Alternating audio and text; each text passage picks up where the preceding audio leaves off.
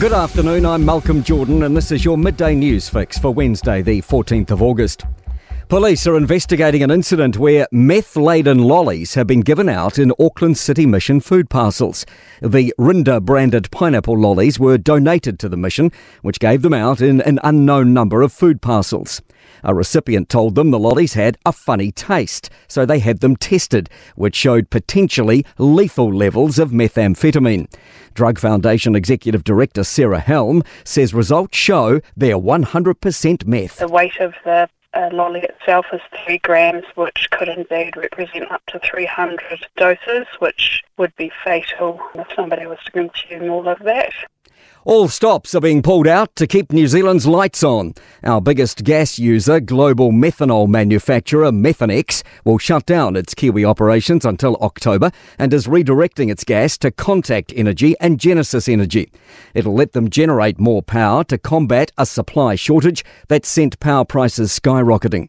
Major Electricity Users Group Chair John Harbord told Mike Hosking the Methanex deal is crucial, but it's not the only one pitching in. The aluminium smelter at Tiwai, for instance, has substantially reduced its production to free up electricity. You've had Transpower freeing up the reserves we keep in the hydro lakes for times of emergencies. Hundreds of students have set up a mock class outside Parliament.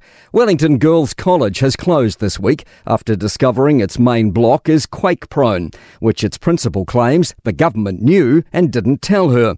The Ministry of Education denies that, but admits communication hasn't been great.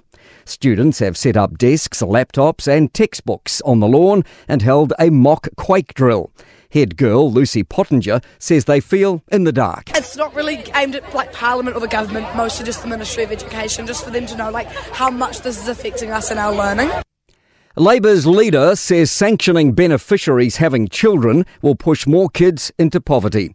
New government sanctions under its welfare traffic light system include, at the harshest level, half of a job seeker's benefit being for limited essentials only. ACT's David Seymour has said he'd like it to also apply to people having children while on a benefit.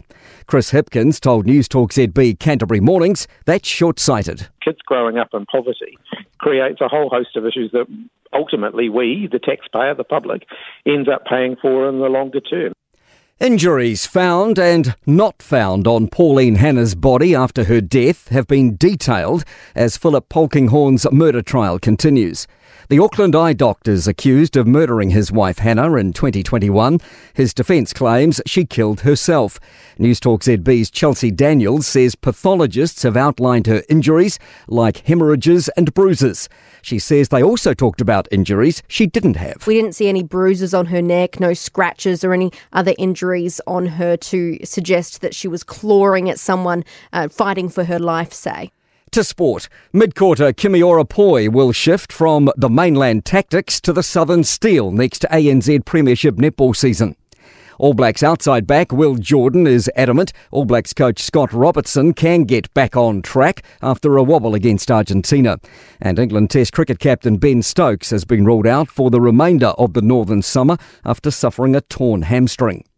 I'm Malcolm Jordan. That's your latest news fix. We'll be back with the next update at 5 p.m. from the Newstalk ZB newsroom.